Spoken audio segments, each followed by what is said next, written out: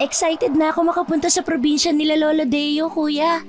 Ang daya naman kasi ni tatay eh. Bakit ba ayaw niya akong papuntahin doon eh? Apo din naman ako. Palagi na lang ikaw. Kasi ayaw ni tatay na mapahama ka, bunso. Kung ako nga ang papipiliin, ayoko rin nasasama ka sa akin ngayon dahil ayoko may mangyari sa iyong masama. Ayan na naman kayo sa may mangyayaring masama. Kuya, bakit? Dahil ba sa maraming aswang doon? Uy, teka, saan mo naman napulot ang salitang yan? Magdaan-daan ka nga dyan sa bunganga mo, Everlyn. Kaya ayokong kasama ka dahil pati ako nadadamay mo eh. Akala nyo ni tatay wala akong alam no? Hindi naman ako bingi kuya para hindi marinig ang mga pinag-uusapan nyo ni tatay minsan. Kaya nga mas nagkaroon ako ng kursunada na makapunta sa probinsya nila lolo. Akala nyo natatakot ako sa aswang? Hindi no? Hoy, Everlyn, magdaan-daan ka nga dyan sa bunganga mo ha. Gusto mo ba naiwan kita dito sa terminal ng bus ha? Gusto mo bang pauwiin kita pabalik sa bahay ha? Ayoko nga kuya. Saka bakit ka ba nagagalit dyan, ha? Eh si tatay na mismo ang kusang pumayag na isama mo ko sa bakasyon. Tutal, 2 buwan din naman akong walang pasok. Napapikit na lang si Emer dahil sa pagkainis niya sa kapatid. Kahit na kailan kasi hindi ito nagpapatalo sa kanya. Kaya siya na lang ang nag-adjust para sa kapatid. Umayos na lang siya sa pagkakaupo dahil sa tansya niya ay malapit ng umandarang bus na kanilang sinasakyan. Naisipan niya na lang na matulog dahil 7 oras pa ang kanilang biyahe. Hinayaan niya na lang ang kanyang kapatid sa kanyang tabi at naisipan niyang matulog muna. Bahagya na siyang nakaidlip nang bigla siyang magising dahil niyugyug siya ni Everlyn. Ano bang problema mo, bunso? Kita mo naman na natutulog ako, hindi ba? Pagod at puyat ako dahil sa trabaho. Kaya pagpahingay mo naman ako. Malay ko ba kung totoong tulog ka na kuya? Saka tatanungin lang naman sana kita kung bakit ang daming bawang at asin na nakalagay dito sa bag mo. Yan ba ang gagawin mong pasalubong ni Lolo? Huwag mo nga yung pakialaman. Akin na! Bakit mo ba binuksan ha? May sarili ka namang bag dyan eh. Kita mong nasa bus tayo oh. Paano kung kumalat ang amoy niyan dito sa bus? Eh di papatapon nila to. Ito na nga lang ang pangontrang dala ko eh dahil baka gabihin tayo ng dating dun. Nakakatawa ka talaga kuya. Anong pangontrang pinagsasasabi mo? Sana nagdala ka na lang din ng sibuyas at mantika para pwede ka na maggisa. Aray ko naman kuya. Dahil sa inis ni Emer sa kapatid ay may kalakasan niya itong pinitik sa noo. Dahil sa kakulitan nito ay mas lalong sumasakit ang ulo niya sa kapatid. Sumimangot lang ito at umayo sa pagkakaupo. Napagpasyahan niyang matulog ulit habang ang kapatid niya ay bahagya na ring nakasandig sa bintana ng bus. Mukhang inaantok na rin ito. Pinakiramdaman muna niya ang kapatid. Nang mapansin na mukhang tulog na nga ito ay saka pa lang din siya tuluyang natulog. Nagising na lang siya nang biglang huminto ang bus para makakain ng mga pasahero. Kaya bumaba sila ng kapatid niya para kumain at magbanyo na rin. Hapon na nang marating nila ang lugar. Medyo makulimlim pa kaya bahagyang nag-aalala si Emer. Sumakay pa sila ng panibagong tricycle papasok sa maliblib na lugar. Halos 1 oras din bago sila nakarating sa medyo may mga kabahayan. Ito na ba ang lugar kung saan nakatira si Lolo Deo, kuya? Bakit naman parang ang weird ng mga taong nakatira rito? Ang sama kong makatingin sa atin, oh. Tumahimik ka, bunso. Huwag mo silang titigan sa mga mata kung maaari. Dito muna tayo. Hintayin natin si Lolo dahil dito niya tayo susunduin. Bakit naman hindi pwede, kuya? Kita mo yung matandang babae na nakatayo malapit sa isang tindahan. Ang sama kong makatingin sa akin. Malabanan nga ng titig. Akala niya siya lang ang may mata. Aba ako rin. Nyemas ka talaga, Everlyn. Sabing huwag mo silang titigan eh. Gusto mo yatang hindi makabalik pa ng buo sa syudad eh. Aba bakit naman kuya? Matatanggal ba ang mga mata ko kung makikipagtitigan ako sa matandang yun? Dahil sa nararamdamang pagkainis ni Emer ay malakas niya na lang itong hinila at bahagya silang naglakad papasok sa makipot na daang tao. Ilang beses na siyang nagpabalik-balik sa lugar na ito kaya alam niya na kung saan ang bahay ng kanilang Lolo Deo. Teka, saan naman tayo pupunta kuya? Akala ko ba hihintayin natin si Lolo dito? Hindi na. Baka makasalubong na natin si Lolo sa daan. Ayaw mo kasi makinig sa akin eh.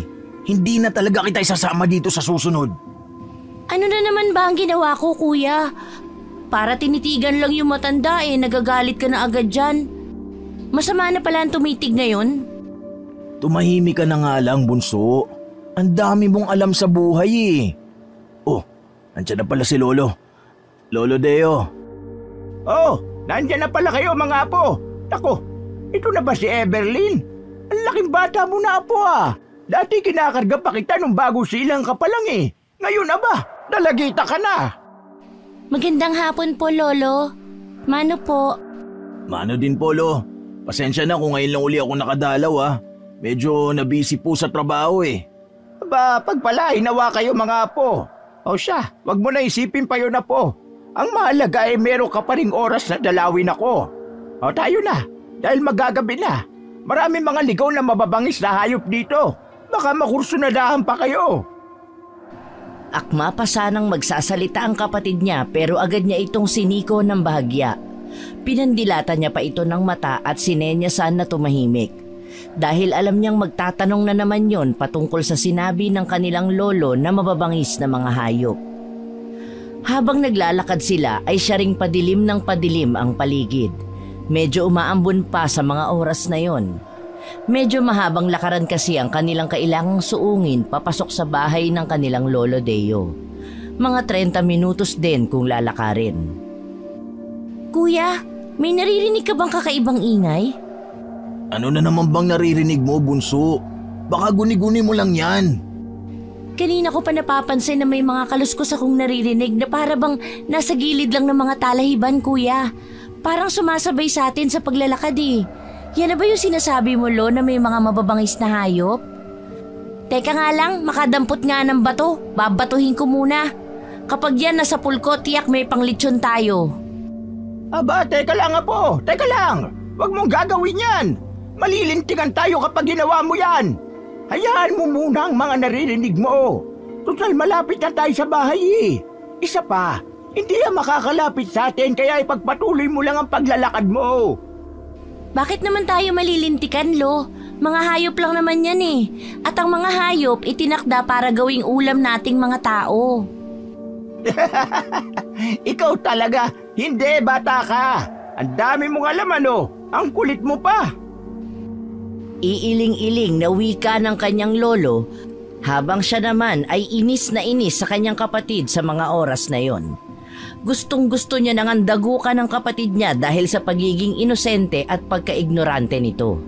Pero kahit ganun pa man, hindi niya na rin naman ito masisisi dahil wala naman itong kaalam-alam sa mga nangyayari sa kanilang paligid. Maya-maya pa ay nawala rin naman ang mga kaluskos na kanilang naririnig hanggang sa makarating sila sa bahay ng kanilang Lolo Deo. Ang ganda pala dito sa lugar mo, no, Lo? Napakaaliwalas. Ang lamig pa ng simoy ng hangin. Saka ang daming prutas, Lo. Pwede po ba akong manguha niyan? Oo naman na po. Pero bukas na dahil magdidilim na. Umaambon pa oh. O sige na, pumasok muna kayo sa loob ng bahay. Sikasuhin ko muna ang kapatid mo, Emer. Dahil kukunin ko lang ang mga alaga kong kambing. Sige po, Lo. Akyat na, bunso. Dahil kailangan pa natin magbihis. Alam kong pagod ka rin sa biyahe. Hindi naman ako pagod, kuya eh. Ang haba pa nga nang naitulog ko. Gusto ko munang maglibot-libot dito sa bahay ni Lolo, kuya. Ang laki pala kahit makaluma na. O siya, ikaw na nga lang ang bahala, bunso. Ang kulit-kulit mo talaga eh. Pero bago ka maglibot-libot dito sa loob ng bahay ni Lolo, magbihis ka muna ha. Dahil ako naman doon sa kusina, titignan ko kung anong pwedeng maluto doon. Basta huwag kang pupunta sa malayo, Everlyn. Oo na, kuya. Bakit nga pala walang mga kapitbahay si Lolo dito? Nakakabagot naman kung wala akong makikitang ibang mga tao rito. Dahil pagmamay-ari ni Lolo ang lupaing to, bunso. Kaya walang ibang makakapagpatayo ng bahay dito ng basta-basta na lang nang hindi humihingi ng permiso sa kanya. Sumunod ka sa akin sa silid. Sabay na tayo magbihis. Agad na silang naglakad papasok sa isang silid, kung saan dun din siya natutulog sa tuwing bumibisita siya sa kanyang lolo sa mga nagdaang taon. Ang totoo niyan, halos taon-taon siyang bumibisita sa kanyang lolo, Pero matagal na ang 2 linggong pamamalagi niya sa bahay na yon kasama ang matanda dahil may trabaho din siya. Isa pa, may mahalagang dahilan talaga siya kung bakit palagi niyang binibisita ang kanyang lolo. Oh, Emer, bakit ikaw lang mag-isa nandito sa kusina? Nasaan na ang kapatid mo? Madilim na. Baka mapano pa yun sa labas. Paglilibot-libot daw muna ang batang yun, lolo eh. Kaya mo muna. Basta sinabihan ko na siya na huwag lalayo dito sa bahay. Hindi naman makakapasok basta-basta ang mga nilalang dito sa bahay, di ba? Siya nga pala, lolo. Kumusta ka na? Pasensya na kung ngayon lang uli ako nakadalaw ah. Alam mo na, busy sa trabaho. Okay naman ako dito, apo. Huwag mo na ako isipin pa. Binibilang ko na lang ang mga araw ko dito sa mundo. Huwag ka nga magsalita ng ganyan, lo. Lakas mo pa kaya? Saka may mission pa tayo, lo. Kaya huwag ka magsalita ng ganyan. Hindi ka pa rin ba sumusuko, apo? Ilang taon mo na sinusubukang gisingin ang kapangyarihang matagal nang natutulog sa mahiwagang buntot pagi na yon. Pero hindi ka pa rin pinapahintulutan ng kalikasang may likha sa kanya. Kahit ako'y wala na pag-asa dyan, apo. Kaya nga titigilan ko na dahil napapagod na ako. Hindi ko titigilan yun, lo. Hanggang sa hindi ko nakukuha ang bagay na yun. Ano ang bagay na gusto mong makuha, kuya? Agad na napatigil si Emer nang marinig niya ang boses ng kanyang kapatid na nakatayo sa pintuan habang may naguguluhang tinig. Ang 2 kamay nito ay may bit-bit na tig-2 pirasong hinog na mangga. Nanguha ka lang pala ng mangga, po? O siya, mamaya mo na yung kainin dahil maghahapunan pa tayo. Naku, marami akong gusto ikwento sa inyo. Lalong-lalo na sa'yo, Eberlina po. Anong klaseng kwento ba yan, Lolo Deo? Gusto ko po makinig sa mga kwento mo. Mamaya na dahil kakain pa tayo. O sige na, maganda ka na, Emer, dahil masakit na ang tuhod ko eh. Agad naman siyang tumalima at nagsimula ng maghanda para sa kanilang hapunan. Napapangiti na lang siya dahil sa pagkatakam nang maamoy niya ang mabangong aroma ng tinolang manok. Marami kasing alagang manok ang lolo nila kaya nakakapag-ulam sila ng masarap kung gugustuhin nila. Ang sarap naman ng ulam natin, Lolo, Kuya. Mukhang mapapasarap ako ng kain ito ah. Tamang-tama, hindi ako nakakain ng maayos ngayong araw dahil natatakot ako magkaroon ng sakit ng tiyan sa loob ng bus. Masarap talaga, po, kaya sige na. Maupo ka na dyan dahil kakain na tayo.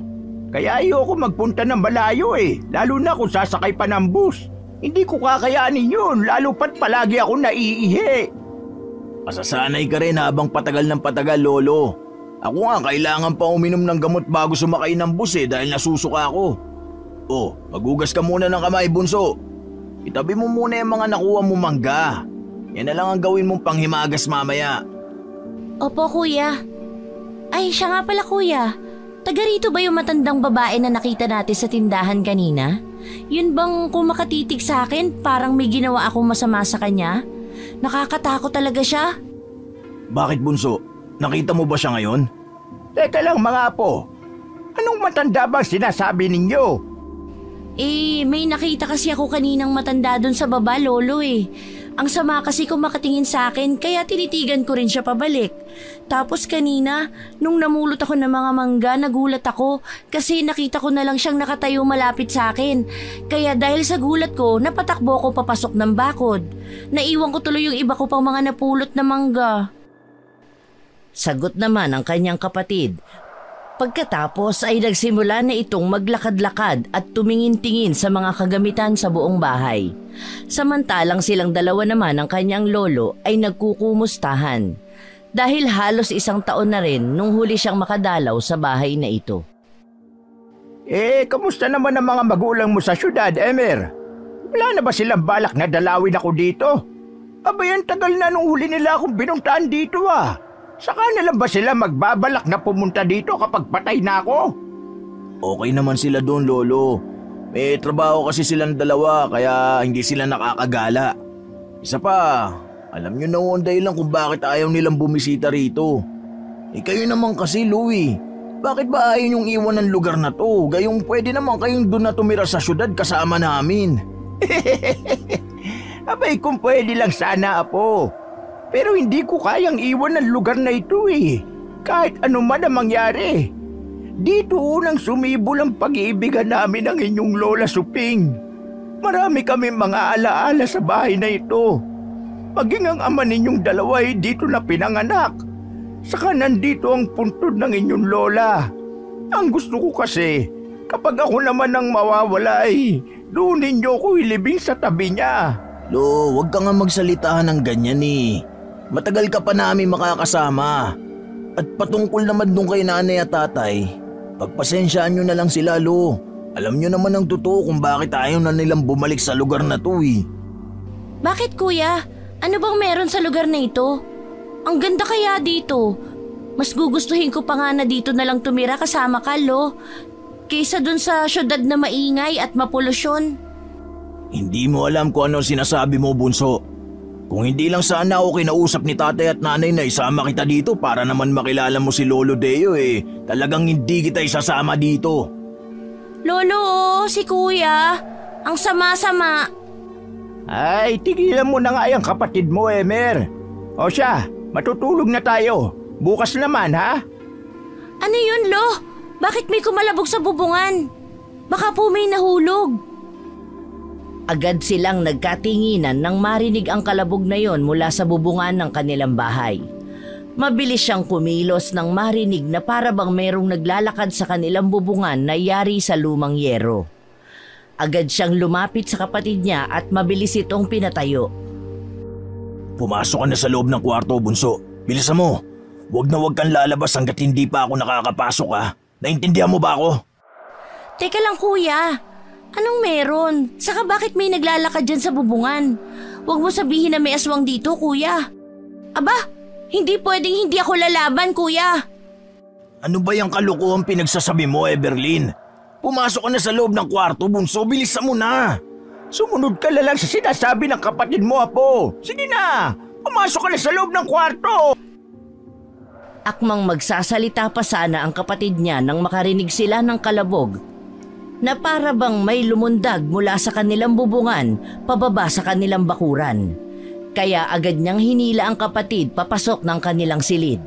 Agad niyang isinara ang pinto dahil akmang lalabas pa sana ito. Marami ho akong bawang at asin na dalalo.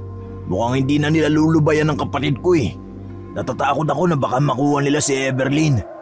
Hindi nila makukuha sa atin ang kapatid mo, Emer. Yan ang panghahawakan mo. Talagang hindi, Lo. Sandali.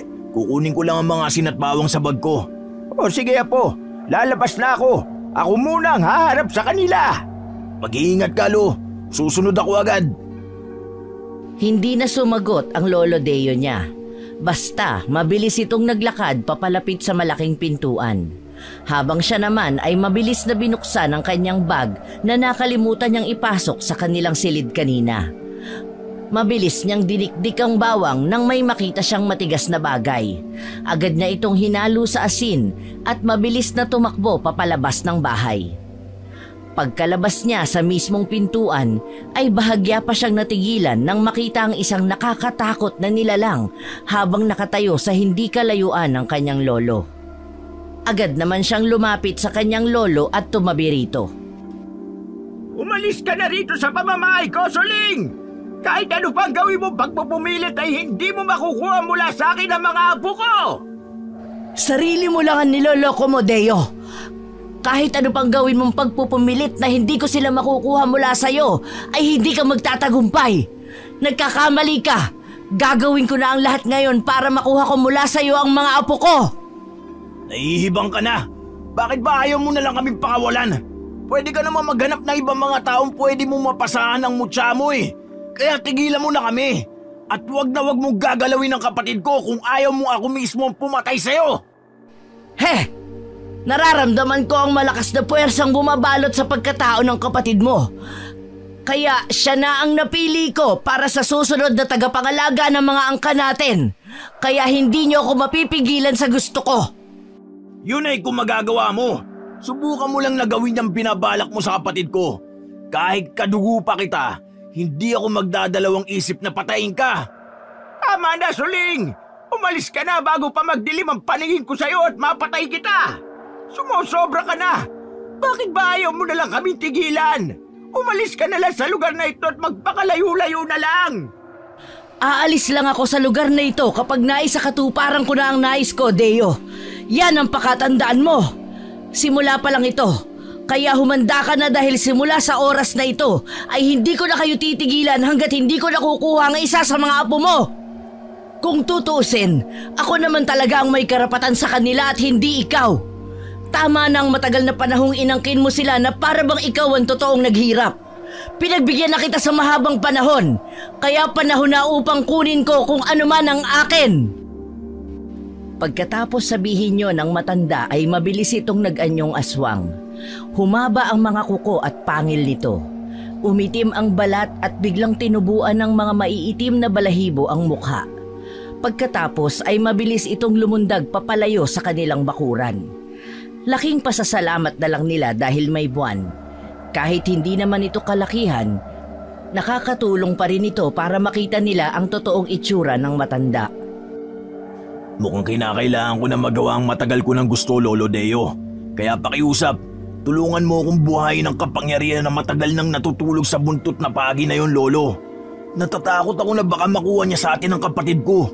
Kung tutusin, wala naman talaga tayong kalaban-laban sa kanila eh. Marami sila, Lolo Deo. Samantalang dalawa lang tayo. Dehado pa rin tayo kung tutuusin. Biyernes bukas, Apo. Kaya bukas na natin pag-usapan ang patungkol dyan. Kahit ako nga'y ginawa ko na lahat para buhayin ng halos ilang dekada ng natutulog na kapangyarihan dyan sa buntot ng pagi na yan.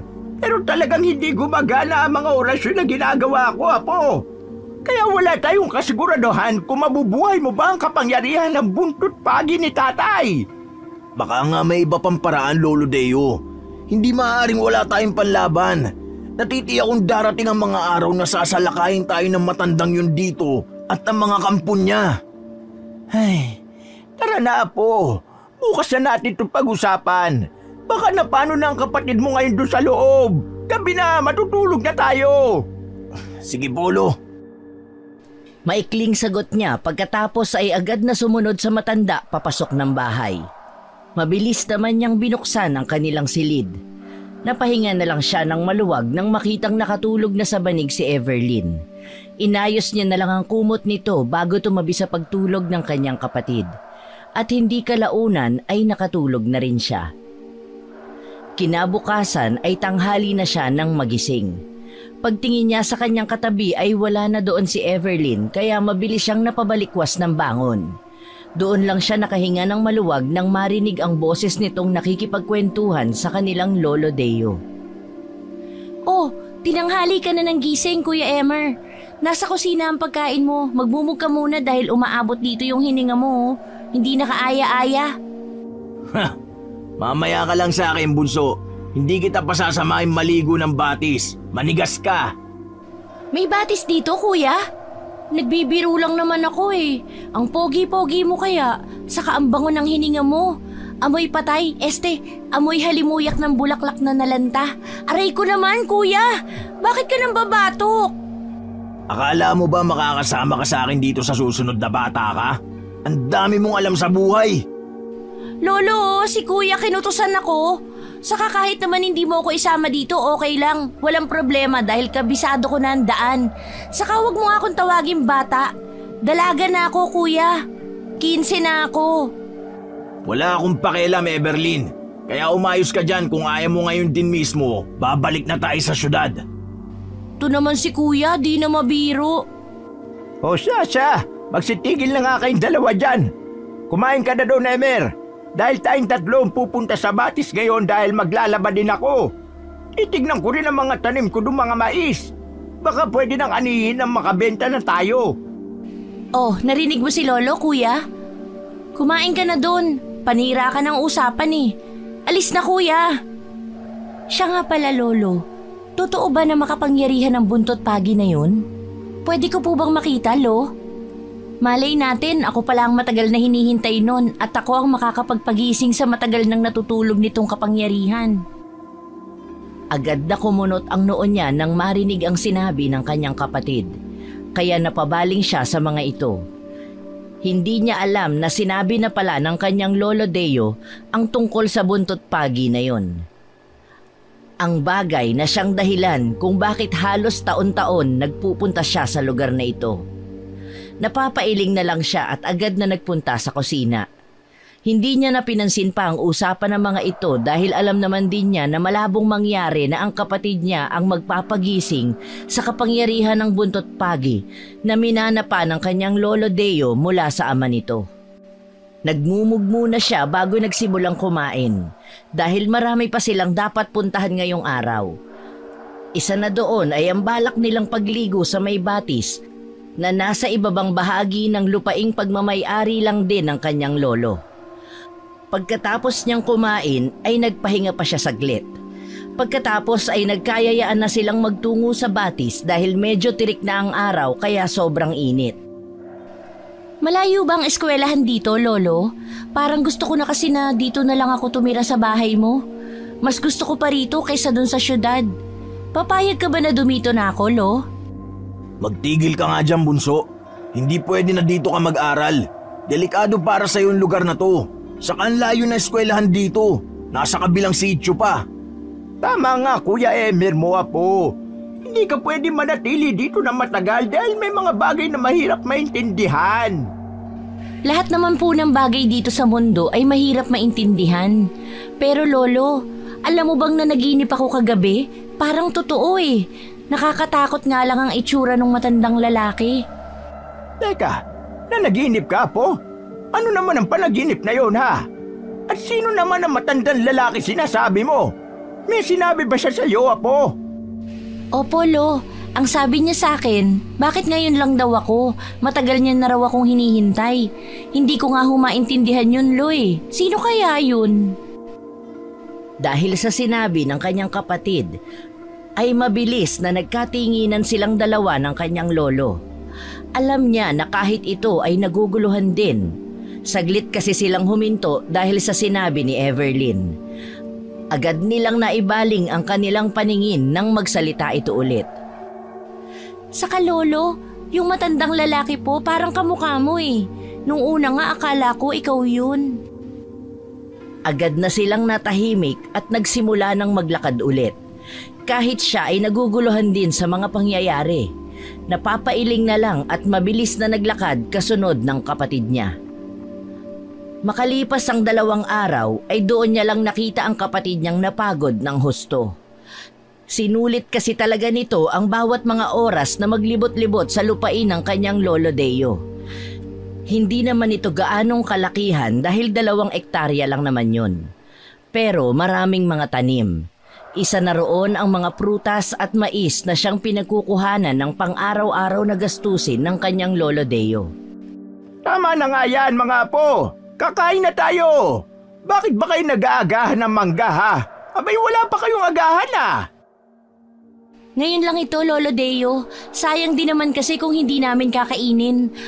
Malapit na pong maubos ang mga bunga, oh. Sayang naman kung ang lupa lang ang makikinabang. Kaya sasagarin na namin ni Kuya. Ay, nako! Sasakitan tiyan nyo riyan. Kaya tigilan nyo na muna yan. Nakahanda na ang pagkain, eh. Huwag nyo nang paghintayin ng grasya. Oo na, Polo. Tara na, bunso.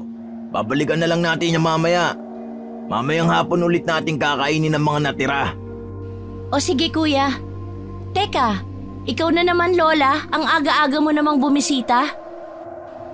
Agad siyang napalingon sa likurang bahagi nila nang marinig ang sinabi ng kanyang kapatid habang nakatingin sa kanilang likuran. Mabilis niyang hinila ang kanyang kapatid papalapit sa kanya. Masama niyang tinitigan ng matanda na ngayoy nakangisi habang nakatingin ng diretso sa kapatid niya. Oo, dahil nandito ako para kunin ka sa kanila, Apo. Tumigil ka na sa kahibangan mo, Aling Suling. Huwag mong hintayin na masaktan kita. Teka, anong tinawag mo sa akin, Lola? Apo? At kailan niyo pa ho ako naging apo? Hanggang ngayon pala hindi pa rin nila sinasabi ang totoong pagkatao mo, Apo. At ikaw naman, Emer, bakit ka ba ganyan sa akin? Dapat sa akin ka kumakampi imbis dyan sa lolo mong hilaw. Tumahimik ka! Hindi kita kaano-ano kaya umalis ka na dito. At wag na wag mong iinsultuhin si Lolo Deo dahil hindi kita mapapatawad na matanda ka. He! Talagang tuluyan ng nilaso ng matandang yon ang isipan ninyo. Ikaw, Apo, alam kong ikaw si Everlyn. Ako ang totoo ninyong lola dahil anak ko ang inyong ina. Teka, totoo ba yung sinasabi mo, Lola? Pero bakit hindi ko yun alam? Kuya Emer, totoo po ba? Bakit wala kayo nabanggit sa akin na buhay pa pala ang lola natin? Punyeta ka talaga, Suling! Huwag ka maniniwala sa sinasabi ng matandang yan, Everlyn! Matagal na ako nagtitimpi sa'yo, babae ka! Huwag mong isali sa kabaliwan mo, mga apo ko! Binabalaan na kita na huwag mo na kaming guluhin pa! Pero heto ka't palagi pa rin bumabalik-balik! Kaya oras na rin siguro para tapusin na natin ang labang ito! Agad na naagaw ang atensyon ni Emer sa bitbit na buntot pagi ng kanyang lolo Deo. Kaya mabilis niyang hinatak ang kapatid papalapit sa matandang lalaki. Tinatakot mo ba ako, Deo? Kilala mo ko. Hindi ako basta-bastang masisindak dyan sa buntot pagi mo. Dahil alam naman natin na wala yang silbi, hindi ba? Huwag mong mamalitin ang kakayahan ko, Suling! Huwag mo ako susubukan! Teka, Lolo, ano po yung nasa dulo ng buntot pagi na dala mo? Parang itim na batong makintab. Paano po nangyaring nakadikit yan dyan sa dulo ng buntot? Ang ganda naman po. Pwede ko po bang hawakan? Ha? Teka, sigurado ka ba, Everlyn, Apo? Opo, Lolo. Siguradong sigurado po. Akin na, Lo. Nakita niya na inabot ng kanyang lolo Deo ang bitbit nitong buntot ng pagi na may makintab na batong nakapatong sa pinakadulo ng buntot.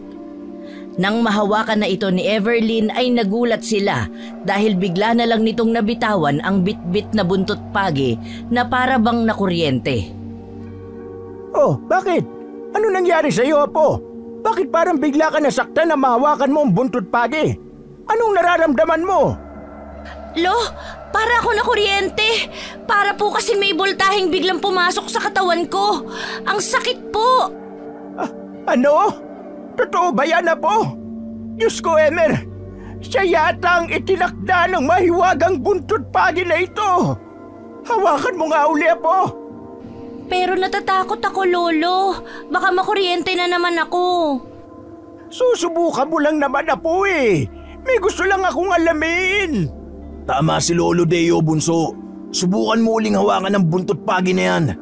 May kakaibang kapangyarihan niya na matagal nang natutulog. Baka ikaw ang nagustuhan at hindi ako, maging si Lolo Deo. Mga baliw kayo! Anong kapangyarihan ang pinagsasasabi ninyo sa walang kwentang bagay na yan?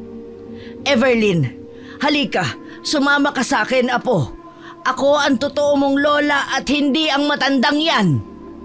Tumigil ka na! Kahit ano pang gawin mo ay hindi mo makukuha sa akin ang kapatid ko.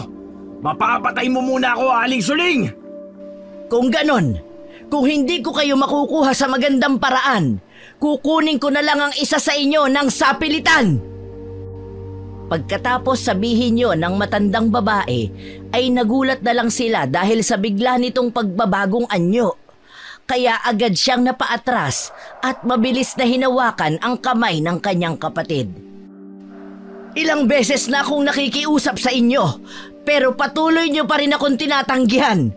Wala rin kayong pinagkaiba ng nanay ninyong suwail. Mas pinili pa ang ibang tao kaysa sa akin na nanay niya. Iniwan niya na lang ako na parang hindi ako ang nagluwal at nagpalaki sa kanya. Kaya ka iniwan ang anak mo eh, dahil dyan sa kaibangan mo, Suling! Malakas na sigaw ng kanilang lolo sa matandang babae na nooy naging isang mabangis na aswang. Ang kulubot nitong mukha ay mas lalong kumulubot pa. Tinubuan din ito ng mahahaba at maiitim na balahibo. Agad itong dumapa sa lupa ng patiwarik. Pagkatapos ay sa isang iglap lang ay mabilis itong lumundag papunta sa kanila. Pero bago pa yon, kapwa sila nagulat nang biglang salubungin ng kanyang kapatid ang matandang aswang ng isang malakas na paghampas sa bitbit nitong buntot pagi. Kitang-kita nila kung paano tumilapon sa hindi kalayuan ang matandang aswang. Wow! Kita niyo yon, Kuya? Lolo? Ang astig naman pala nito. Totoo nga may kapangyarihan ng mahiwagang buntot pagi na to ah. Pero paano naman po yun nangyari? Napakalakas ng kapangyarihan ng mahiwagang buntot pagi na yan, Apo. Tama nga si tatay sa kanya sinabi. Darating ang panahon na mabubuhay ang matagal na nitong natutulog na kapangyarihan kapag nahawakan na ito ng taong siyang bagong tagapangalaga ng mahiwagang buntot pagi. Pero agad din silang napatigil nang marinig ang nakakikilabot na pag-angil ng matandang si Suling. Mas nakakatakot na ang itsura nito habang nakatayo sa hindi kalayuan sa kanila. Kaya bigla siyang kinabahan. Nagtatayuan ang mga mahahaba nitong mga buhok. Mabilis niyang hinila si Everlyn para sana ipasok na sa loob ng bahay. Pero huli na dahil napakabilis kumilos ng matandang aswang. Dahil sa isang iglap lang ay bigla itong sumulpot sa kanilang harapan at akmang hahablutin na ang kapatid niya. Nang magulat sila dahil isang malakas na suntok ang pinakawala ng kanilang lolo Deo. Dahilan upang mapaatras ang matandang aswang. Punong-puno na ako sa iyo, Suling! Panahon na rin siguro upang ako mismo ang puputol niya sungay mo! Yun ay kung mapuputol mo. Ibigay mo na sa akin ang apo ko! Emer! Ibigay mo na sa akin si Everlyn! Ayoko nga sumama sa'yo. Ang pangit-pangit mo. Saka huwag mo kong tawaging apo dahil hindi naman kita lola. Ako ang totoo mong lola. Maniwala ka sa akin kaya sumama ka na sa akin, apo. Dahil kung hindi, papatayin ko ang lolo Deo at kuya Emer mo. Subukan mo lang saktan ng kuya at lolo ko. Sisiguraduhin kong ako mismo ang papatay sa'yo. Biglang natigilan si Emer dahil sa narinig mula sa kanyang kapatid. Sobrang seryoso ng boses nito na noon niya lang narinig. Maging ang kanilang lolo Deo ay bahagyaring natigilan. Pero mas nagulat pa sila nang biglang umangil ng nakakikilabot ang matandang babae. At mabilis na sinugod silang tatlo. Sisiguruhin kong pagsisisihan ninyo ang araw na ito! Malakas na sigaw ni Suling. Naghahanda na sana siya para lumaban nang magulat na lang sila dahil sa ginawa ni Everlyn. Bigla kasi nitong sinuntok ng malakas ang matandang aswang. Kitang-kita nila kung paano ito nasaktan dahil napasapo ito sa kanyang tiyan. Umangil ito at akmang susugod pa ulit sa kanila. Pero mabilis na hinampas ng kanyang kapatid ang matanda ng bitbit nitong latigo. Kitang-kita nila kung paano umatungal ng napakalakas ang matanda dahil sa natatamo nitong hindi pangkaraniwang sugat. Tila ba isa itong matulis na bagay na siyang humihiwa sa natatamaang parte ng katawan nito. Pero hindi lang yon ang kanilang ikinagulat. Natuod pa sila ng kanyang lolo Deo nang makita na bigla na lamang humaba ang buntot pagi na bitbit ng kanyang kapatid nang hampasin nito ang matandang si Suling. Para bang naging goma ito na pumipilantik. Kitang-kita nila kung paano nahiwa ang likurang bahagi ng matandang babae nang matamaan ito. Tama na! Ang sakit! Ang hapde! Magbabayad kayo sa ginawa ninyo sa akin! Yan ang napapala mo dahil sa kademonyan mo, Suling! Umalis ka na sa bahay ko! Dahil baka sa susunod ay mapatay ka na ng apo ko! Pagkasabi nun sa kanyang lolo ay mabilis itong lumundag papalayo sa kanilang bahay. Kaya mabilis niyang nilapitan ang kanyang kapatid. Kumusta ang pakiramdam mo, bunso? Kakaiba, kuya. Nakakamangha ang lakas nitong buntot pagi. Pakiramdam ko ang gaan ng katawan ko na para ba akong lumulutang sa ere. Saka ang galing, lolo. Kuya, nakita niyo yun? Biglang humaba ang buntot pagi. Ang lakas niya. Para siyang isang matulis na bagay. Kitang-kita namin na po. Ipinagmamalaki kita. Napakahusay mo. Ikaw nga ang matagal nang hinihintay ng lolo mo sa tuhod. Kaya ka pala niya binisita sa panaginip mo dahil pala ito dito. Tama ka, Lo. Pero doon na tayo sa loob ng bahay mag-usap. Dahil baka bigla po tayong balikan ng matandang yun. O siya, sige. Pumasok na tayo sa loob ng bahay dahil gutom na rin ako. Mamaya na natin pag-usapan ng mga bagay na yan. Opo, Lolo Deo. Bigla pong humapdi ang tiyan ko eh. Parang gusto ko na rin kumain. Paano ba naman hindi hahapdi ang tiyan mo manggang kinain mo sa umaga imbis na agahan? O siya, tara na! Pumasok na tayo! Pagkapasok nila sa loob ng bahay, ay agad din nilang isinara ang lahat ng mga bintana at pinto. Kailangan nilang manigurado, lalo pat napakatuso ng matandang aswang. Habang kumakain sila ay nag-uusap pa sila ng kung ano-anong mga bagay. Pagkatapos naman nilang kumain ay nagpahinga pa muna sila saglit sa kanilang maliit na sala. Lolo, pwede na po ba ninyong sabihin sa akin ang totoo? Sino po ba yung matandang yun? Siya po ba talaga ang lola namin? Ay, patawarin mo ko, Apo, kung hindi ko agad sinabi sa iyo ang totoo. Totoo ang sinabi ni Suling. Siya ang tunay niyong lola dahil siya ang nanay ng inyong nanay Hilda. Pero hindi ibig sabihin na hindi ko na kayo, Apo. Lolo niyo pa rin ako dahil kapatid ko si Suling. Kapatid mo po ang pangit na aswang na yun, Lo? Ibig sabihin dahil siya ang totoong lola namin, may lahi rin po kaming aswang? Hindi, Bunso. Dahil ibinigay lang sa kanya ang mutya ng isang matandang babae. At dahil hayok sa kapangyarihang itim si Aling Suling, tinanggap niya to. Kaso dahil sa hindi natanggap ni nanay ang ginagawa ni Aling Suling, nagpa siya si nanay na iwan ng matanda dahil na rin sa natatakot siya. Alam mo rin pala ang lahat ng to, kuya. Bakit hindi mo sinabi sa akin? Isa din sa dahilan kung bakit kita'y sinama dito, Bunso. Dati ko pang gustong sabihin sa iyong totoo patungkol sa lola nating may lahing aswang. At dahil alam ko matanong ka, kaya napag-isip-isip ko na lang na daling ka dito para ikaw mismo makasaksi. Pero hindi ko naman inaasahan na ikaw palang gusto niyang pasahan ng mutya na meron siya.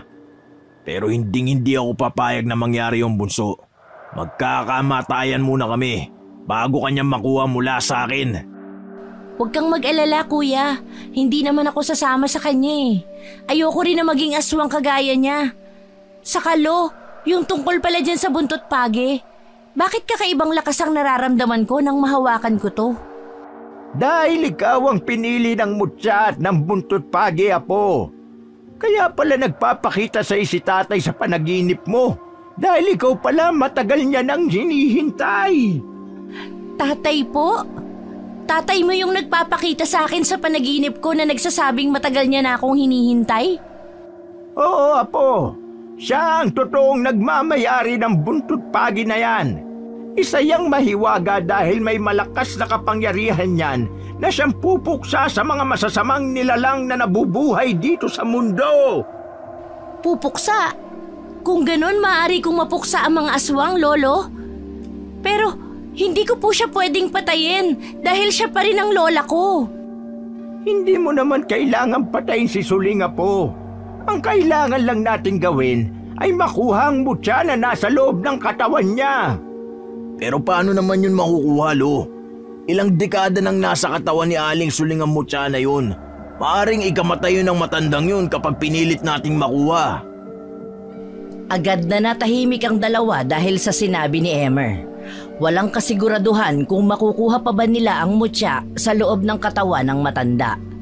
May posibilidad na hindi na ito makukuha pa, maliban na lang kung gugustuhin ng matanda na alisin sa katawan nito at ipasa sa iba.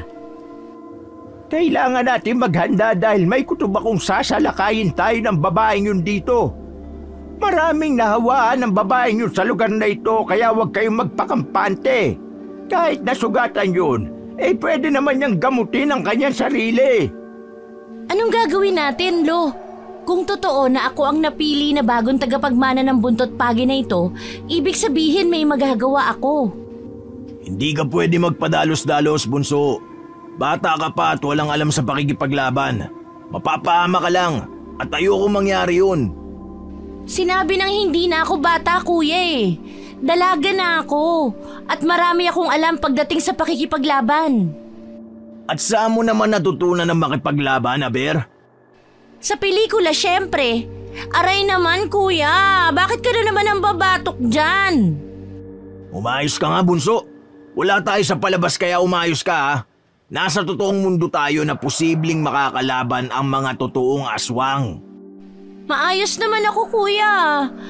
Saka alam ko ang mga galawan pagdating sa pakikipaglaban. Baka nakakalimutan mo na minsan na ako sumali sa mga martial arts sa eskwelahan sa syudad. Kahit papano, may alam ako sa pakikipaglaban. Totoo ba yun, Apo? Nako, ipinagmamalaki kita. Ang galing mo naman pala eh. Napangiwi naman si Emer dahil sa nakikitang kahambugan ng kanyang kapatid. Ngumisi-ngisi pa ito habang sumusulyap sa kanya dahil nga sa ipinagmamalaki siya ng kanyang lolo Deo. Lo, bakit kaya ako ang pinili ng tatay mo na maging bagong tagapangalaga ng mutya at buntot pagi na to? Wala naman akong alam tungkol sa mga ganitong bagay, Lolo eh. Bakit hindi ikaw o di kaya si Kuya? Hindi ko masasagot ang tanong na yan, Apo. Ang mahalaga ay ikaw ang pinili ng mutya na yan. Alam niyo bang isang manunugis ng aswang ang lolo ninyo sa tuhod dati? Talagang hindi ko lang naman ang pagiging manunugis niya eh. Dahil takot ako sa mga panahong yon. Lalo na kung aswang ang pag-uusapan. Aaminin niyang namangha siya sa kanyang nalaman na isa palang manunugis ang kanyang lolo sa tuhod. Pagkatapos nilang mag-usap ay kaagad na silang pumasok sa isang silid. Sa silid ng kanilang lolo Deo. Nakita niya ang pagkamangha sa mukha ng kanyang kapatid nang makita niya ang mga maliliit na libreto ng kanilang lolo na naglalaman ng iba't ibang klaseng mga dasal na Latin. Ang astig mo naman pala, Lolo. Pwede ba ako magpaturo sa iyo ng mga dasal, Lolo Deo? Gusto ko pong matuto. Huwag kayong mag-alala dahil ituturo ko sa inyo lahat ng alam ko. Sa ngayon ang ituturo ko sa inyo ay isang uri ng proteksyon. Dahil alam kong babalik si Suling sa anumang dahilan para kunin kanila sa akin, Everlyn.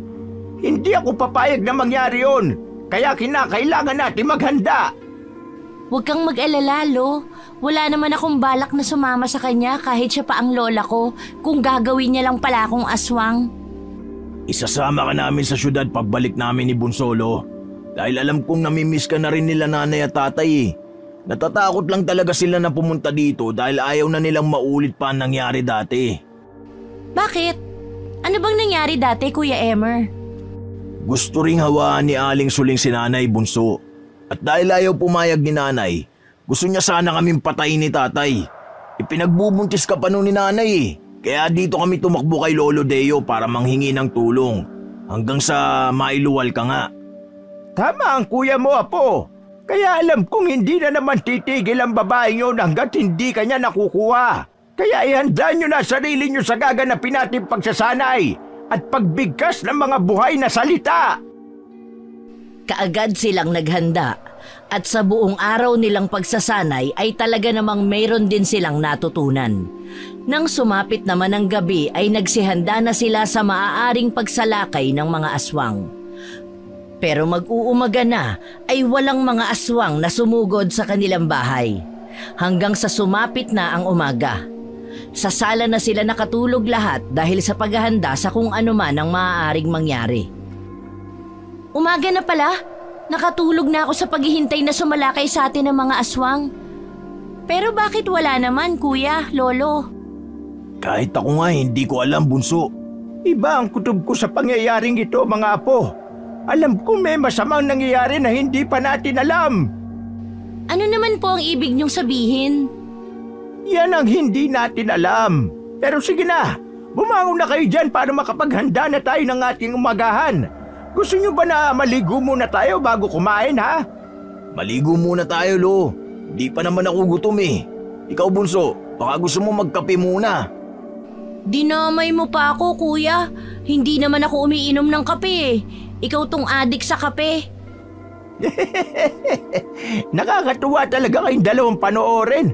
Kahit madalas kayong magkapikunan eh, talaga namang mababakas pa rin sa mukha ninyo ang pagmamahal sa isa't isa.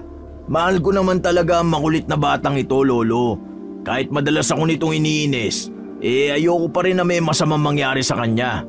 Magkakamataya muna kami kung sino man ang may gustong manakit sa kapatid ko. Pagkatapos niyang sabihin yon ay bahagya niyang inakbayan ng kanyang kapatid at marahang sinakal gamit ang braso niya.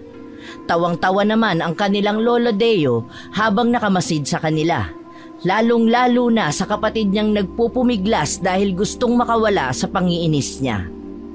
Naligo nga muna sila sa may batis. Isang oras din silang namalagi doon dahil nilaban pa nila ang kanilang ilang pares na maruruming damit. Habang naliligo ay iniisip din ni Everlyn ang kakaibang kapangyarihan na lumukob sa mahiwagang buntot pagi. Hindi niya kasi inaasahan na ganun pala yun kalakas. Ang saya dito, kuya, no? Siguro kung wala mga aswang dito, talagang dito na ako mag-aaral sa susunod na pasukan para may kasama si Lolo. Kahit ako'y gustong-gusto kong lugar na ito, Bunso. Pero wala talaga tayong magagawa dahil hindi lang naman tayo nakatira dito sa mundo. Katulad ng mga tao may buhay rin ang mga aswang. Yun nga lang, nabubuhay sila sa pagiging isang masamang nilalang dahil nambibiktima sila ng mga tao at ginagawang pagkain. Hindi lang mga aswang, mga apo. Meron din namang iba dyan na hindi lang natin nakikita pero nakakasalamuha natin. Talagang napakahiwaga lang ng ating mundo. Hindi na sila nagkomento pa sa sinabi ng kanilang lolo. Mabilis naman nilang tinapos ang kanilang paliligo at paglalaba. Pagkatapos ay naisipan nilang umuwi na. Medyo nakahinga ng maluwag si Emer dahil hindi na muling nagpapakita pa ang matanda sa kanila para ipagpumilit na kunin ang kapatid niya. Pagkatapos nilang kumain ay doon agad sila dumiretso sa silid ng kanilang lolo Deo para patuloy na hasain ang kanilang sarili sa mga orasyon. Mayroon naman siyang konting kaalaman dahil nga sa tinuruan siya ng kanyang lolo sa mga nakalipas na taon na kanyang pabalik-balik. Pero mga simpleng dasal lang yun pangtaboy sa mga masasamang espiritu sa kanilang paligid kung may manggagambala man. Matulog na muna tayo, kuya. Nakakaramdam na ako ng pagkaantok kakapuyat natin sa tuwing sumasapit ang gabi. Matulog ka muna doon, Bunso. Tatapusin ko lang itong mga hugasin natin. Kahit ako nga naantok na rin Kayo, Lo, matutulog na ho ba kayo? Hindi ako maaaring matulog, mga apo. Dahil mas mabuti na yung may nakabantay para sigurado tayong walang masamang mangyayari. O sige, Lolo Deo, papasok na po ako sa silid. Antok na po ako Matulog ka na, Bunso. Susunod ako mamaya pagkatapos nito. Tumango na lang ang kapatid niya sa kanyang sinabi. Kaya mabilis niyang tinapos ang kanyang paghuhugas dahil kahit siya ay nakaramdam na rin ng matinding pagkaantok. Pagkatapos nga ng kanyang ginagawa, ay mabilis siyang pumanik sa silid at tumabi sa pagkakahiga ng kanyang kapatid na mahimbing nang natutulog. Pero ilang sandali pa lang siyang nakakatulog ay agad din siyang nagising dahil sa malakas na sigaw ni Everlyn. Kuya, gising! Nawawala po si Lolo Deo! Teka, anong nawawala bang pinagsasasabi mo, Bunso? Baka nandyan lang si Lolo sa paligid o di kaya nasa maisan kaya relax ka lang. Antok pa ako kaya matutulog muna ako. Hindi, kuya! May nararamdaman akong kakaiba. Masama rin ang kutob ko lalo na nang may makita ko mga dugo sa labas ng ating bakuran. Hindi kaya kinuha ng matandang aswang si Lolo? Teka, totoo ba yan sinasabi mo, Bunso? Kung ganun, nasa panganib si Lolo. Kailangan natin siya mahanap, Everlyn. Hanapin na natin siya ngayon, kuya. Kailangan na natin kumilos bago pa mahuli ang lahat. Magbabayad talaga ang matandang aswang na yun kapag may nangyaring masama kay Lolo. Mabilis silang kumilos. At dahil na rin sa may natutunan na silang mga buhay na salita, ay agad nilang isinuot ang mga kwintas ng kanilang Lolo Deo at dinasalan ito. Pagkatapos ay kumuha sila ng kanilang maaaring gawing panlaban, mga sandata. Namangha pa si Emer nang makita niya mula sa kwarto ng kanyang lolo ang isang sandata. Isa itong pana na may iilang mga palaso. Agad niya itong kinuha at isinukbit sa kanyang likuran. Nagdala rin siya ng mga asin at bawang na dinikdik na. Dahil yun naman talaga ang pangunahing pangontra sa mga aswang. Habang ang kapatid naman niya ay ang sandata nitong mahiwagang buntot pagi. Kabisado mo ba ang mga lugar dito, Kuya Emer? Baka mahirapan tayong hanapin si Lolo dahil hindi natin alam kung saan nila dinala. Oo, alam ko, Bunso. Isang lugar lang ang alam kong pagdadala nila kay Lolo. Sigurado akong doon nila dinala si Lolo sa lumang bahay nila na ilang dekada nang naabandona. San ba yan, Kuya? Tara na, kailangan na nating mahanap si Lolo. Ayos na ba yung mga sandata at panlaban mo sa kanila? Ayos na ang lahat, Bunso. Kaya tara na, bago pa magdilim. Kailangan pa natin maglakad ng mga 1 oras dahil medyo malayo mula dito ang abandonadong bahay na yun. Sa tingin mo ba, Kuya, marami nang nayanggaw ang matandang yun? Siguradong marami tayong makakalaban ngayon kung sakali.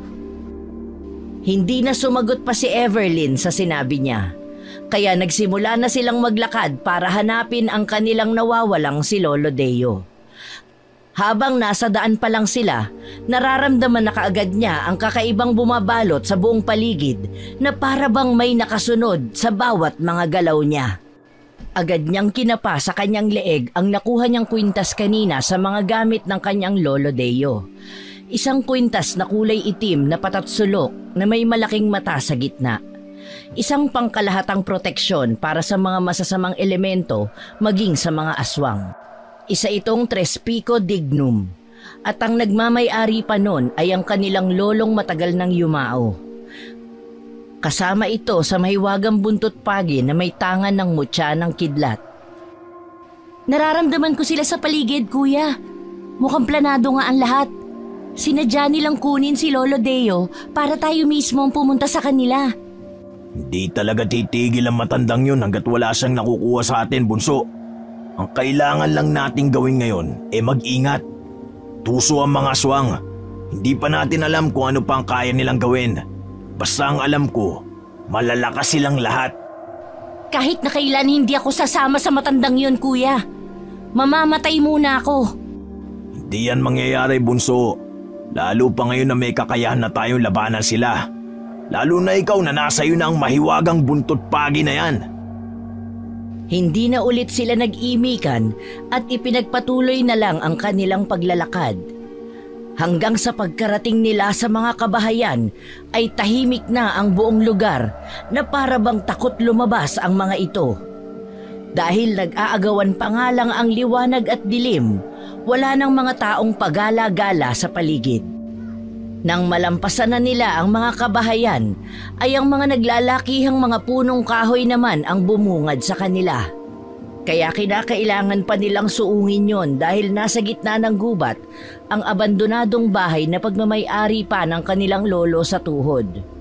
Pagtapak pa lang nila sa bukana ng gubat ay mayroon agad silang naaninag na iilang bulto ng tao na nakatayo malapit sa kinaroroonan nila na para bang hinihintay talaga ang pagdating nila. Mga aswang sila. Alam ko, Kuya, dahil biglang uminit ang buong katawan ko. Naramdaman ko rin ang babala mula sa agimat na tangan ko.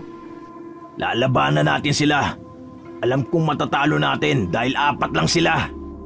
Kuya, tingnan mo! Mukhang ibang uri sila ng aswang! Dahil sa sigaw ni Everlyn, ay agad na napabaling ang paningin niya sa 4 na lalaking nakatayo mula sa kanilang unahan. Pero laking gulat niya dahil sa isang iglap lang ay biglang nagpalit anyo ang mga ito bilang malalaking aso na walang balahibo. Pulang-pula ang mga katawan ng mga ito na para bang nilitsyon. Kumikintab din ang katawan ng mga malalaking aso. Pero hindi yun ang dahilan kaya siya nagulat, kundi dahil sa biglang paghati ng mga ulo nito at naging 2, habang ang dila naman ng mga ito ay biglang humaba at sabay na lumundag papunta sa gawin nila. Mag-iingat ka, Kuya! Ikaw din, Bunso. Tatapusin natin ang mga animal na ito ngayon din mismo. Ingatan mo na huwag kanilang masugatan, Kuya. Mukhang laso ng kanilang mga laway. May posibilidad din na mayanggaw ka kapag nalawayan ka ng mga yan. Agad niyang nilagyan ng palaso ang pana at itinutok sa isang malaking aso. Dinig na dinig nila ang nakakikilabot na angil ng mga ito. Pagkatapos ay mabilis na lumundag papunta sa gawin nila. Kaya kaagad niyang binitawan ang palaso Kitang-kita niya kung paano bumaon sa katawan ng aswang ang palasong yun. Pero mas nagulat siya sa naging resulta dahil biglang sumabog ang katawan ng malaking aso. Kaya gutay-gutay ang katawan ng mga ito. Agad siyang kumuha ng panibagong palaso at itinutok muli sa isa pa. Pero nagulat na lang siya dahil nakita niya na nakabulagta na ang dalawang malalaking aso habang nahahati ang katawan ng mga ito. Kitang-kita niya kung paano humaba ang bitbit na buntot page ni Everlyn, para yung goma sa paningin niya. Agad siyang namangha dahil isang hampas lang ang ibinigay nito sa malaking aso ay nahati na ang katawan ng aswang. Ang lakas ng mutyang ito, kuya. Pero mas namangha ako nang makita ko sumabog ang katawan ng malaking aso. Nang tamaan yon ng dalamong pana. Ang astig, kuya. Mukhang umepekto nga ang ginawa nating ritual kanina. Kahit ako nagulat din, Bunso. Hindi ko inaasahan. Bakit kaya hindi ito ginagamit ni Lolo Deo gayong malaki palang pakinabang nito? Yan ang hindi natin alam, kuya. Pero tara na. Madilim na ang paligid. Tiyak na mas lalong lalakas ang mga aswang dahil kabilugan ng buwan ngayon. Tama ka. Mukhang kabilugan nga ng buwan ngayon, Bunso. Kaya tayo na. Malapit na tayo. Nasa bandang unahan na ang lumang bahay. Ikaw na ang bahala kay Lolo Deo mamaya, kuya. Itakas mo siya habang nakikipaglaban ako sa mga nilalang. Huwag kang mag-alala dahil kaya ko naman protektahan ang sarili ko. Ano ka ba, Bunso? Sabay tayong aalis sa lugar na to. Kaya huwag kang magsalita ng ganyan. Nakangising sabi ni Emer sa kapatid na kung makapagsalita akala niya naman ito ang mas matanda. Ilang sandali pa silang naglakad. Naaninagdan nila ang isang malaking bahay sa kanilang unahan. May nakasinding lampara doon at mga kandilang nakapalibot sa buong lugar. Agad silang tumakbo papalapit doon. Nasa malayo pa lang sila pero naaaninag na nila ang mga aswang na nakatayo habang naghihintay sa kanila.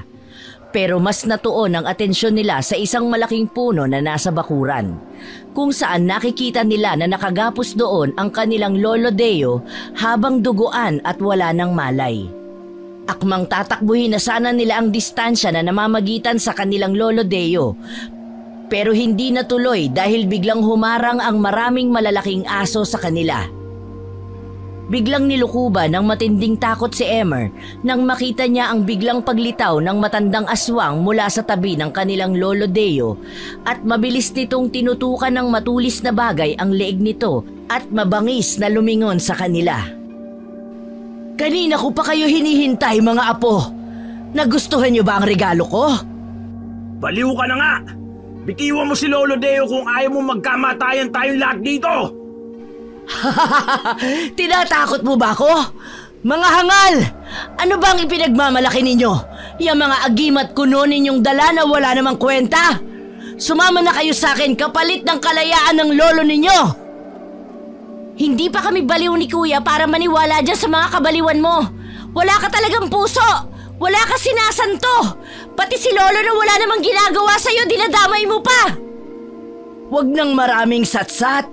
Sasama ba kayo sa akin para gawing bagong pinuno ng mga kauri ko o hindi? Hindi kami sasama sa'yo, Aling Suling. Kaya ibigay mo na sa amin si Lolo para makauwi na kami.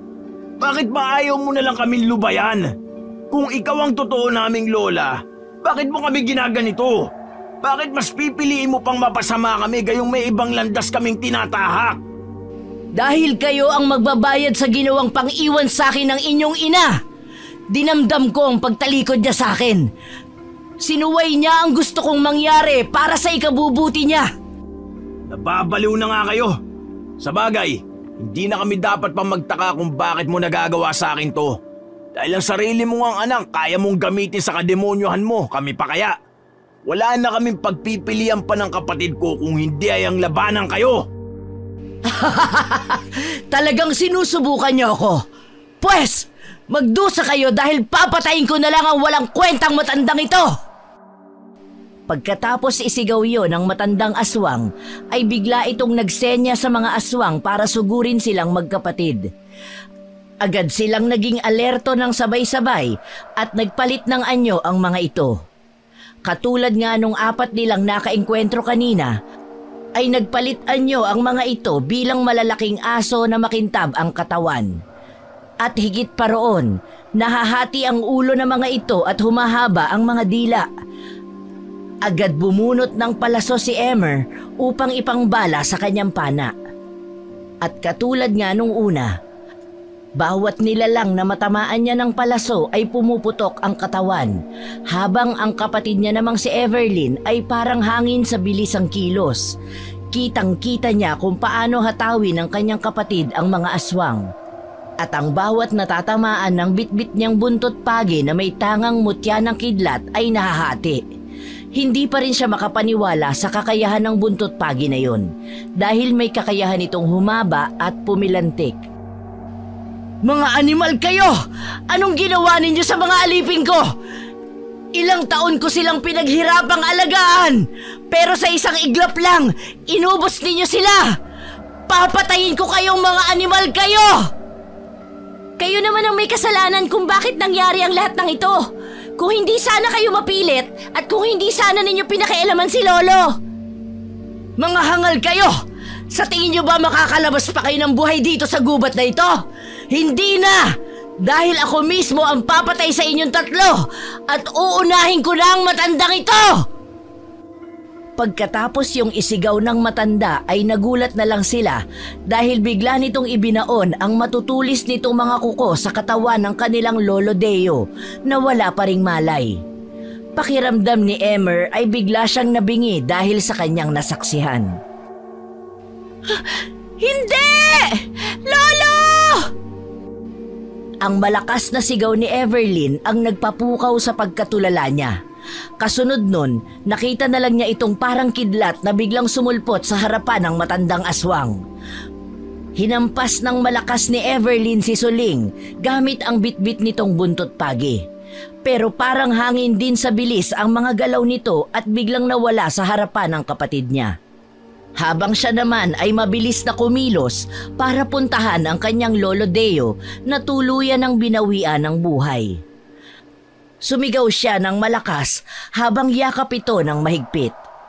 Nagagalit siya sa kanyang sarili dahil hindi man lang niya nailigtas ang kanyang lolo sa mga kamay ng kapatid nito. Sisiguraduhin kong ako mismo ang papatay sa'yo ngayong gabi, hayop ka! Mabilis niyang naibaling sa mga ito ang paningin niya. Kahit gabi ay kitang-kita pa rin naman niya ang buong kaganapan dahil sa tulong ng mga gasera na nakapalibot sa buong bahay. Agad siyang napasigaw nang makita niya ang matandang aswang na biglang lumaki ang bunganga na halos umaabot na sa tenga nito. Samahan pa ng mga matutulis na mga ngipin nito. Mabilis itong sumugod sa kapatid niya. Pero laking gulat niya dahil nang iwinasiwas ni Everlyn ang bitbit nitong buntot pagi, ay bigla siyang may nakita doon na para bang isang bultahe ng kidlat na bumabalot sa braso ng kapatid niya pababa sa buntot pagi nito. Napatayo si Emmer nang makitang biglang lumundag si Suling papunta sa gawin ni Everlyn habang nakataas ang braso nito na para bang gusto nitong ibaon ang mga kuko sa sikmura ng kapatid niya. Mag-iingat ka, bunso! Tatapusin ko na ang labanang ito, kuya. Bantayan mo lang si Lolo Deo. Mga hangal kayo! Malakas na sigaw nito at mabilis na sinugod si Everlyn. Pero nagulat siya dahil sa mabilis na ginawang pag-ilag nito sa bawat mga sugod ng matandang aswang. Hanggang sa bigla na lang siyang magulat nang mapasigaw si Suling. Nakita niya kung paano nahulog sa lupa ang kabilang braso nito. Ang kasunod ay ang kabila naman. Hanggang sa isang malakas na paghampas pa ang ginawa ni Everlyn dito at tuluyan ng nahati ang katawan ng ginang. Kasabay nun ay ang biglang pagkidlat at pagkulog ng kalangitan na tila ba dinadamayan sila. Nahulog ang kalahating katawan nito sa lupa na para bang dinaanan ng isang matulis na bagay. Ang kasunod niyang narinig ay ang malakas na pag-iyak ng kanyang kapatid habang papalapit sa kanya. Agad niya itong niyakap ng mahigpit. Kailangan malaman ito ni nanay at tatay, bunso. Wala na si Lolo, kuya. Nabigo ako. Hindi ko man lang siya nasagip. Napakawalang kwenta ko. Ano ka ba? Huwag kang magsalita ng ganyan, bunso. Kailangan mo muna magpahinga dahil may ilang mga sugat ka. Uuwi tayo ng bahay para matawagan natin si nanay at tatay sa syudad. Pero paano si Lolo, kuya? Hindi natin pwedeng iwan ang katawan niya dito. Hindi man lang tayo nakapagpaalam sa kanya ng maayos. Babalik naman tayo, bunso, kapag nakarating na ang mga magulang natin dito bukas. Kaya huwag ka na umiyak. Huwag mo nang sisihin pa ang sarili mo dahil ginawa naman natin ang lahat eh. Kuya, bala kong ilibing ang buntot pagi. Pwede mo ba akong tulungan? Pati yung ibang mga gamit ni Lolo sa kanyang kwarto ay ililibing na rin natin. Sigurado ka ba sa gusto mo, bunso? Dahil kung ako ang tatanungin, yan din ang gagawin ko. Ayoko na mangyari pa uli ang mga bagay na to. Dahil ang sinabi sa akin ni Lolo dati, kapag daw nagkaroon ka ng kapangyarihan, lapitin ka ng mga masasamang nilalang at elemento. Wala naman tayong paggagamitan yan, kuya eh. Saka tama ka, ayoko na mangyari ulit ang mga bagay na ito. Ayoko nang mawala ng pamilya. At higit sa lahat, kung alam ko lang na ganito pala ang mangyayari, sana pala hindi na ako nagpumilit pa na sumama sa'yo dito. Buhay pa sana si Lolo hanggang ngayon. Huwag mo nang sisihin pa ang sarili mo, bunso. Hindi naman natin alam na ganito pala ang mangyayari. Sige na, ilibing natin ang mga naiiwang gamit ni Lolo. Yung mga maliliit na libretong itim at ang buntot pagi na yan. Sige, Kuya Emer. Nailibing nga nila sa pinakaliblib na lugar ang lahat ng mga kagamitan. Kabilang na doon ay ang mga libreto ng kanilang yumaong lolo. Siniguro nila na walang makakahukay sa mga gamit na yon, pero nagulat sila dahil sa mismong oras na nailibing nila ang mahiwagang buntot pagi ay biglang umulan ng malakas na may kasamang malalakas na kulog at kidlat na para bang galit na galit ang langit. Pero isa lang ang ikinagulat nila dahil biglang kumidlat ng malakas. At tumama yon kung saan nila inilibing ang mahiwagang buntot pagi at ang mutya. Ang lakas ng kidlat, kuya. Talagang tumama pa ang malakas na kidlat dun mismo sa hinukay natin. Ano kayang ibig sabihin nito? Teka, bakit parang umalsa ang mga lupa na itinabo natin sa mga nilibing natin? Halika, bunso, tignan natin. Hindi kaya nagalit ang gabay niyang mahiwagang mutya dahil inilibing natin, kuya? Teka, parang nahukay nga ah. Hala, kuya, nabutas. At wala na dito ang buntot pagi. At ang mga libreto naman ni Lolo nasunog lahat. Hindi sila nakapagsalita dahil sa kanilang nasaksihan. Hindi nila sukat akalain na mararanasan nila ang hiwagang yon sa totoong buhay. Pagkatapos ng ilang araw ay magkakasama na ang buong pamilya na umuwi ng syudad na may lungkot sa dibdib dahil sa pagkawala ng matanda. Kung buhay pa sana si Lolo, tiyak na kasama natin siya ngayong lumuwas ng syudad. Hindi ko alam na mararanasan ko ang mga bagay na ito, kuya. Kasalanan ko talaga ang lahat ng ito dahil hindi ko man lang nagawang mailigtas si Lolo. Huwag mo nang sisihin ang sarili mo, bunso. Kung nasaan man si Lolo ngayon, sana masaya na siya. Alam kong gagabayan niya tayo kahit saan man tayo magpunta. Hindi na nagsalita pa ang kanyang kapatid. Alam niya kasing sinisisi nito ang kanyang sarili dahil sa nangyari. Mabuti na lang talaga dahil meron silang mga magulang na sobrang maunawain. At mahal na mahal sila. At ang tungkol doon sa nangyaring biglang pagkawala ng mahiwagang buntot pagi ay nananatili na lang yung sikreto sa pagitan nilang dalawa.